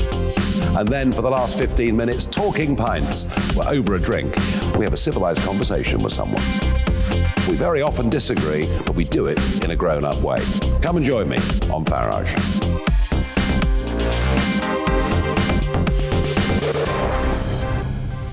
I'm Dan Wootton. Join me Monday to Thursday from 9 to 11 for the feistiest and most fun news debate on TV, where free speech reigns. I'll bring you a sharp take on the day's biggest stories, bombshell newsmaker interviews, and A-list guests. And I guarantee you, no spin, no bias, no censorship, and no reason to go to bed.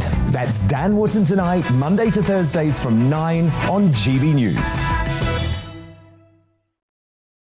Hello there, I'm Eamon Holmes. And I'm Isabel Webster. And we hope you can join us for Breakfast with Eamon. And Isabel. You make me laugh out loud, belly laugh. Is that important first thing in the morning? Yeah, absolutely. And there's me trying to be deadly serious. News is a serious business. Yeah, I have to rein you in sometimes. Well, it doesn't stop us laughing at it. It doesn't stop us having an opinion on what's going on. Yeah. And it certainly will not stop us reflecting what you think. Weekdays from 6 to 9:30 on GB News.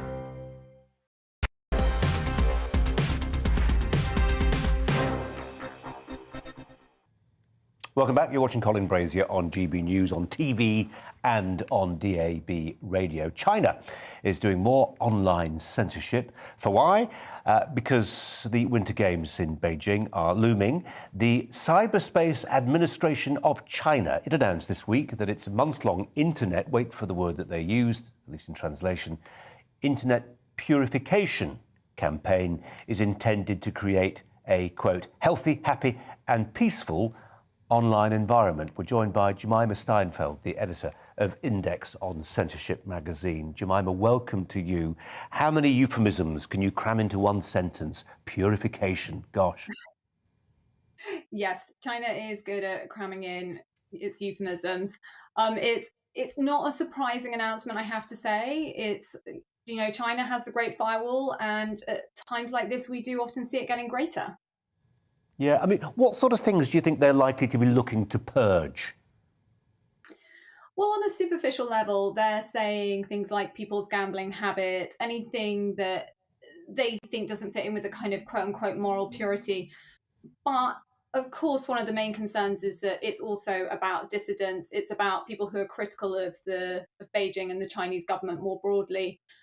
With the Olympics, we know that people are still talking about Peng Shuai, the tennis player who had the harassment claims and who disappeared. So that's one topic. We also know the Uyghurs, the Muslims who live in Xinjiang province, the persecution of them is still very high up on the agenda. There are lots of critical voices.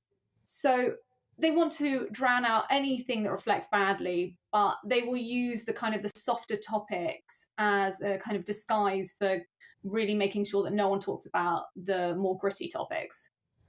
Jemima, I'm assuming that any great firewall of China is permeable to some degree. If you've got the will and the technological wit, you will find stuff on the internet, even if the Communist Party of China don't want you to find it. That's 100% correct. And I have been working with China for many years now. And actually, that's one of the things that's most fascinating with Chinese censorship is it's a constant battle of cat versus mouse and who's in the lead. And so there are always loopholes, and there are some very inventive ways that people have got around lots of these bans. I would say under the current presidency of Xi Jinping, it has got a lot harder. VPNs are often shut down. But yes, wait to see. There will probably be some very interesting creative ways that people will still get out the content that they want people to see and the content that they want to read themselves. I mean, there just seems, in the last year or so, it's been there for a while, this cult of personality around Xi Jinping, but it seems to have grown so much worse. And it's got this sort of moral dimension to it now, and it's preaching to school children, and there's a depth to it which feels new. I think he has always had this depth. He's always kind of seen himself as the heir of Mao. He's a very different type of leader to the ones that were prior to him. Certainly Hu Jintao was a much more kind of straightforward, what you see is what you get kind of leader, whereas Xi Jinping has this kind of emperor status to him that he's trying to create. And with that, he has this kind of father figure. So there is a lot of purity in his campaigning. I think it has got worse in the last year. I'm not sure if that's because Xi Jinping himself cares more about the purity, or if it's with everything that's happened with COVID-19 and also with an economy that is not as strong as it used to be. He's just genuinely more concerned, and this is a good way to control the population. Jemima Steinfeld, thanks so much for joining us. Really appreciate your time. Just a thought from Emma Webb on this one, and it's this. People at home thinking China's a very long way away. Why should they care about what China does to its people in terms of their access to the internet? I think part of the answer might be that people need to have access to information to make decisions for themselves, right? Absolutely, and what happens to the people of China is important to the politics of China, and it's important that we promote freedom all around the world, and that means freedom of access to information. I think you were totally right when you say that there is a certain depth to this, and as Jemima pointed out there as well, that Xi Jinping sees himself as being the heir to Mao. We've seen this in the struggle session that he recently put on with his Politburo. That has huge ramifications for the entire world because China is a burgeoning global superpower. And it's important that we protect the freedom and the rights of the people who are there and their ability to access information and alternative narratives from a government that would like to censor even access to history. And it's always important to make that distinction. I always try and make it between the Communist Party of China and the state and the people of China. Emma, thanks very much indeed. And let's bring you the latest news headlines now with Polly.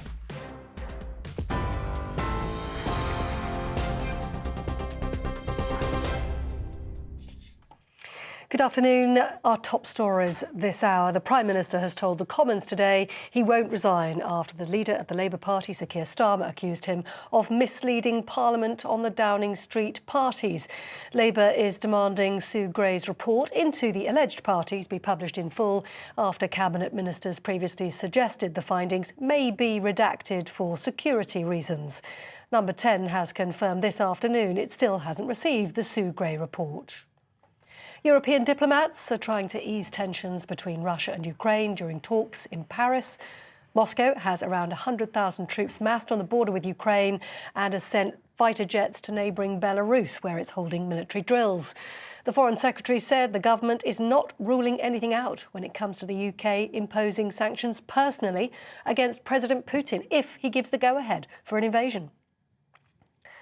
Downing Street has insisted Boris Johnson had no role in authorising the evacuation of animal welfare activist Pen Farthing and his animals from Afghanistan last summer.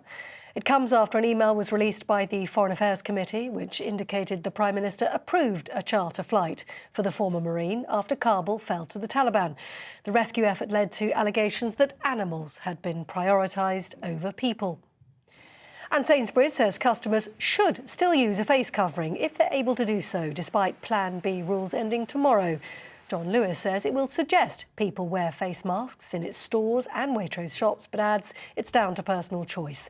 The shop workers' union, Usdaw, says it's pleased some retailers are keeping in place COVID safety measures. On TV, online and on your radio via DAB+, you're with GB News. We have more from Brazier after the break.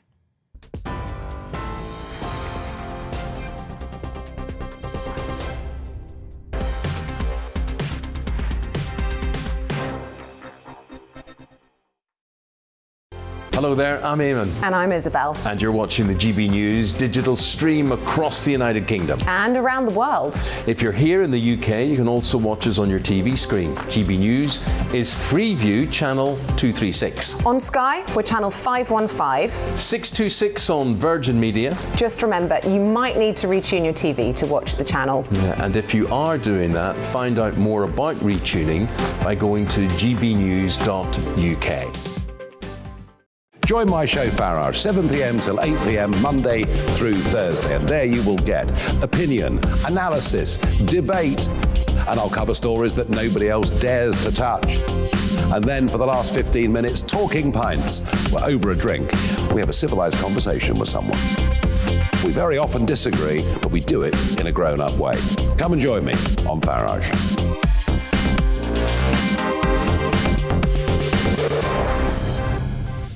I'm Dan Wootton. Join me Monday to Thursday from 9 to 11 for the feistiest and most fun news debate on TV, where free speech reigns. I'll bring you a sharp take on the day's biggest stories, bombshell newsmaker interviews, and A-list guests.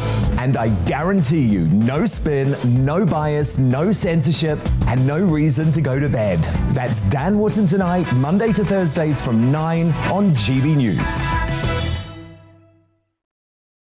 Hello there, I'm Eamon Holmes. And I'm Isabel Webster. And we hope you can join us for Breakfast with Eamon and Isabel. You make me laugh out loud. Belly days from 6 to 9:30 on GB News.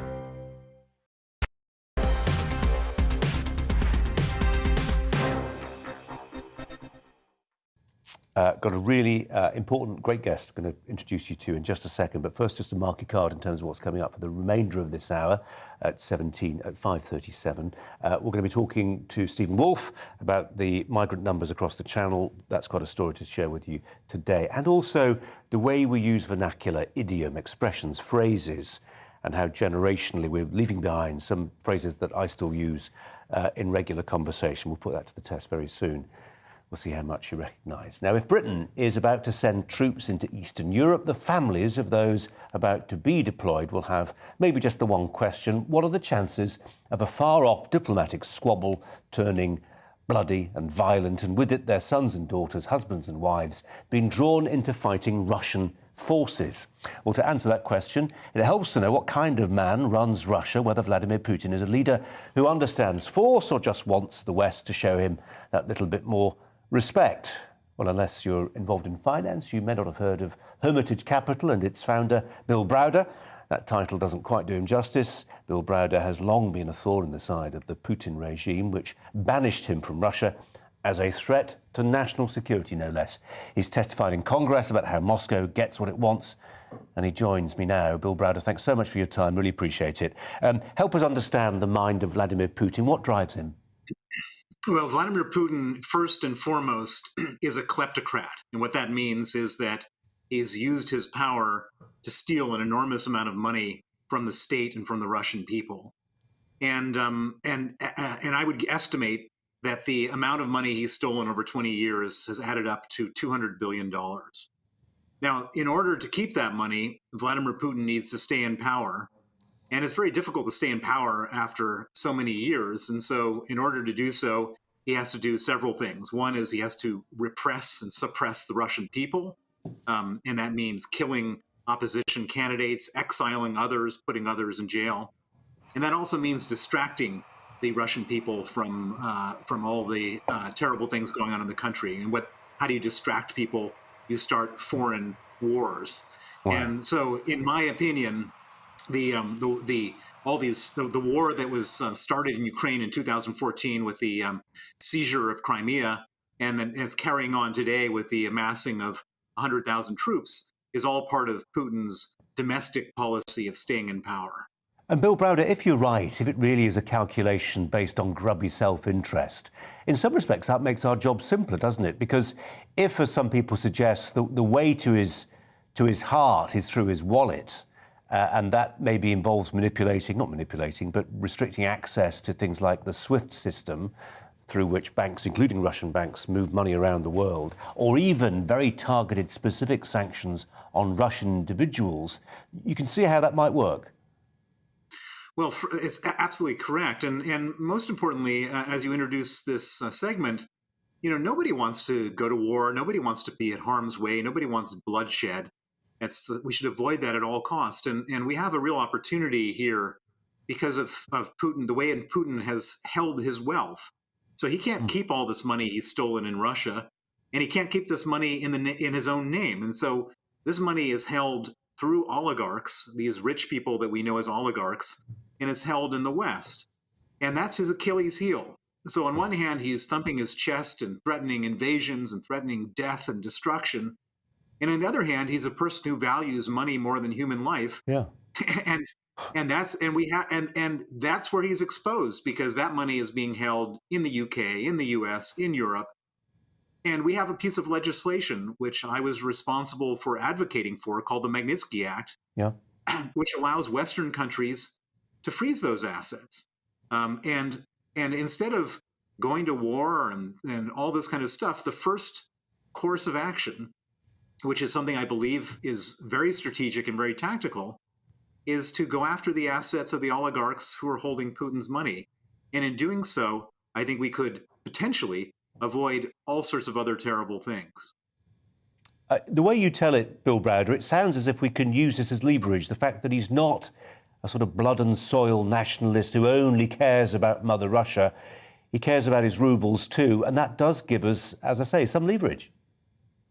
It gives us a tremendous amount of leverage, and the thing about it is that there's so many different people commenting, so many different experts advising, and this all gets mixed up in sort of history and so on and so forth. But the reality is that Vladimir Putin is using the word you mentioned before. He's a grubby criminal.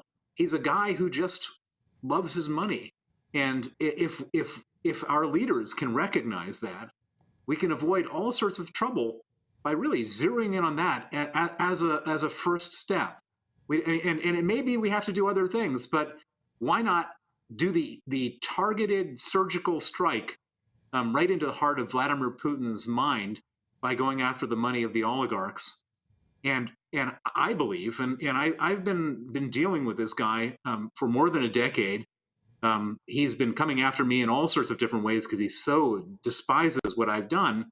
But I know how he feels, and what he feels is that Bill, money. Can I just ask you one very brief question? We're almost out of time, but I just wonder, we've seen what's happened to some people who get under his skin. Do you look over your shoulder, even here in London, when you go pick up the paper, buy the milk, walk the dog, are you looking over your shoulder? Well, I don't spend my life living in fear, but I've been threatened with death, with kidnapping. The Russians have issued 8 Interpol arrest warrants trying to get me back to Russia. They've tried to have me extradited from the UK. They suing me, trolling me, making movies about me, etc. But this guy is not invincible. He's got his weaknesses. We know what they are, and we should act on those. Bill Browder, why is it Americans, when you say keep it short, they always do that? Fantastic. Bill Browder, thanks ever so much. Thanks a lot. On one thing, politicians agree: the number of migrants crossing the English Channel in small boats will rise this year, but by how many? A former Border Force official said the total could double. Several commentators have suggested it might rise by a factor of 3. But the latest real-world figures, based on numbers landing, not estimates, suggest we're actually looking at a 4-fold increase, quite possibly a 5-fold increase at the very least. So, for instance, the number of migrants who made it to Britain with a week of the month to spare was already more than 1,100. For the whole of January last year, the number was what? Just a fraction over 200, 223. The director for the Centre for Migration and Economic Prosperity, Stephen Wolfe. He's here in the studio with me. Stephen, thanks for coming in. Really appreciate it. We don't know, do we? We don't know what numbers are due this year. And we don't really know what to do with them to stop the numbers. Well, we don't know about the numbers, but in terms of modelling, you've seen how people model COVID, we can actually look at a line of numbers that have risen from 2019. And what is deeply concerning about these numbers is that you mentioned 233 in January. We have approximately 355% increase on this year. If we did that to the numbers that arrived totally last year, which is 28,600, that would put us over the 100,000 mark. Now, that's the top end of our estimate. When we started looking at this with the Afghan crisis coming into play, we thought it would be around 50, 60,000. We're now revamping those numbers in the light of this and the research we're doing on Afghanistan. I think this is going to be around for years. I think the numbers are just we're in the foothills at the moment. I don't know how you feel about this thing, but I think there was an amazing piece by William Hague, former Foreign Secretary, last year, and he said, guys, wake up and smell the hummus, because the numbers in Africa that see a way into, and why wouldn't you? Why wouldn't you choose a better life of prosperity and stability and safety for you and yours? And it feels to many people, it certainly feels to me, that these we'll look back on these numbers and think that was nothing. You've got to be deeply concerned about these, and actually very, very worrying as well about the economy and the culture of our country. First of all, if we take Afghanistan, we can look back at the numbers last year and say the vast majority of them are young men, 18 to 55, who are coming from Iraq and Iran. Our research is now showing that there is a population of middle-class Afghans that wasn't there when the Taliban were first in place, and we're estimating at least 500,000 of those seeking to leave that country. The channels that they're using are the same channels that are being run by the Iranians and the Iraqis. They also have the migrant traffickers. They know how to work it. They can use technology to get the system in place. And when you look at the amounts of money involved, 5,000 euros just for the travel across from Calais to here, but another 5,000 from Turkey to ourselves, and then just crossing from Afghanistan, another $1,800. You're talking about £12,000. Some of them can afford it by selling their goods, what they've got in their houses. Others do it by lending.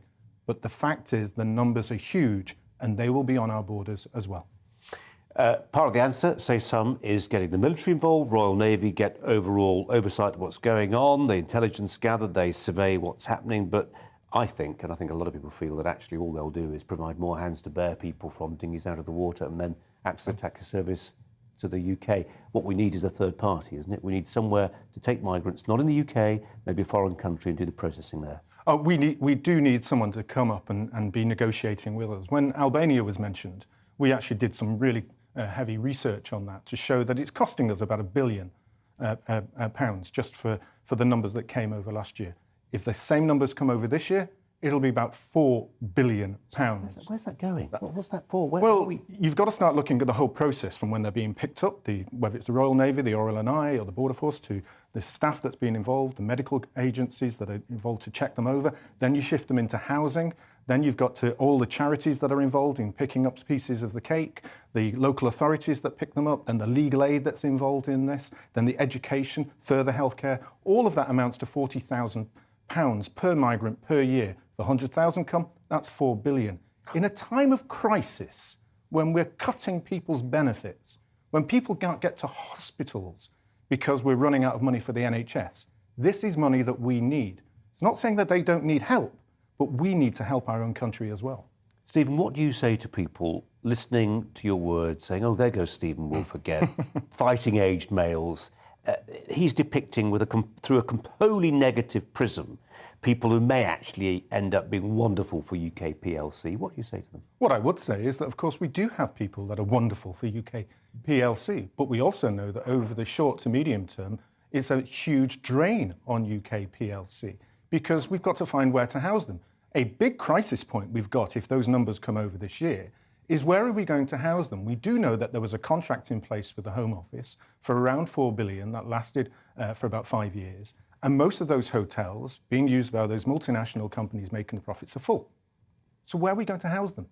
People are talking about camps, but we still got to build them or refurbish them. It's up to UN standards. Stephen, I've got to interrupt you. You are going to be bumped by the US Secretary of State, Antony Blinken, who is talking about what to do about Russia and whether there's scope to talk. There he is. On top of all of that, our allies and partners are also stepping up to provide assistance to Ukraine in various and mutually reinforcing ways. As we've done many times before, the alliance and individual allies are coming together to support our partners and to defend what should be inviolable principles that have helped provide unprecedented security, stability, and prosperity for decades in Europe and around the world. Finally, we're looking to support our allies and partners in dealing with the secondary negative consequences of Russia's destabilizing act. For example, we know that Ukraine's economy and financial position is being affected by this crisis. And just as we're bolstering Ukraine's security, so too are we looking for how we can support its economy beyond the significant assistance we're already provided. Our European allies and partners are doing so as well. And that's another matter that I'll have an opportunity to discuss with Congress later this afternoon. As we're taking steps to ensure that the global energy supply isn't disrupted, that too is an important focus. Should Russia choose to weaponize its natural gas by cutting supply to Europe even more than it's already done?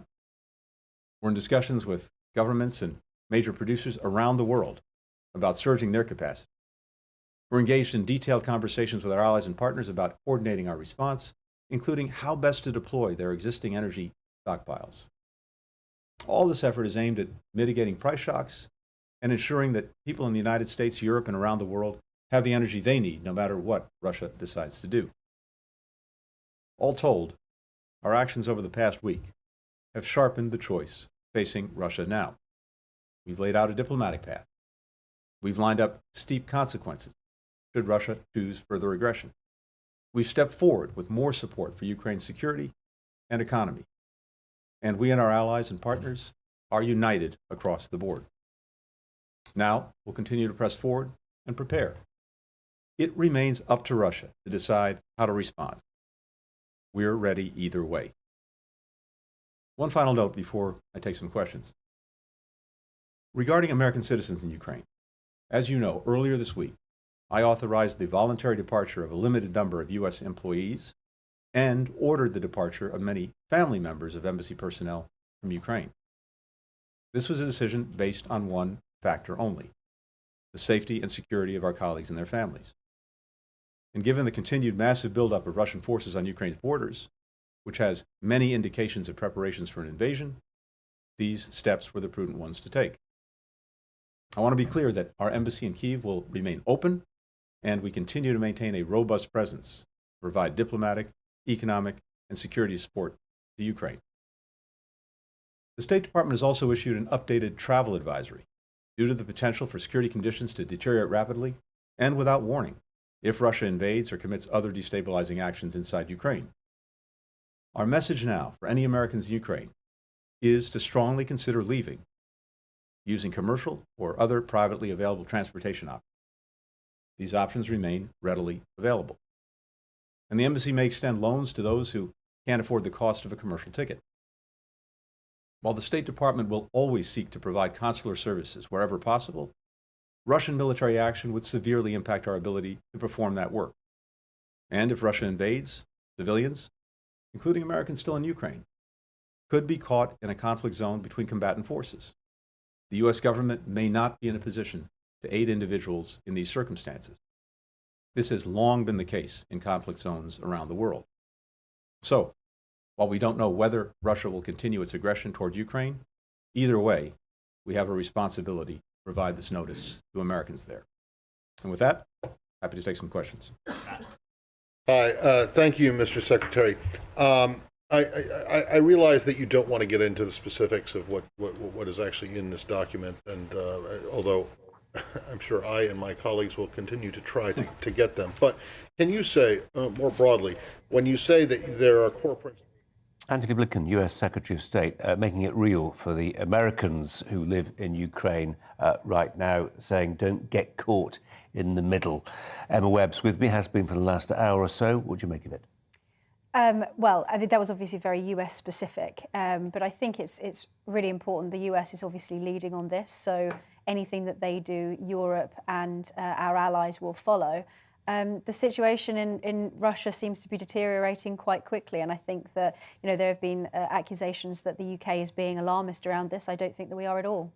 Have we got time to put some of a story we heavily trailed? We've got a minute. Yes, we've got a minute.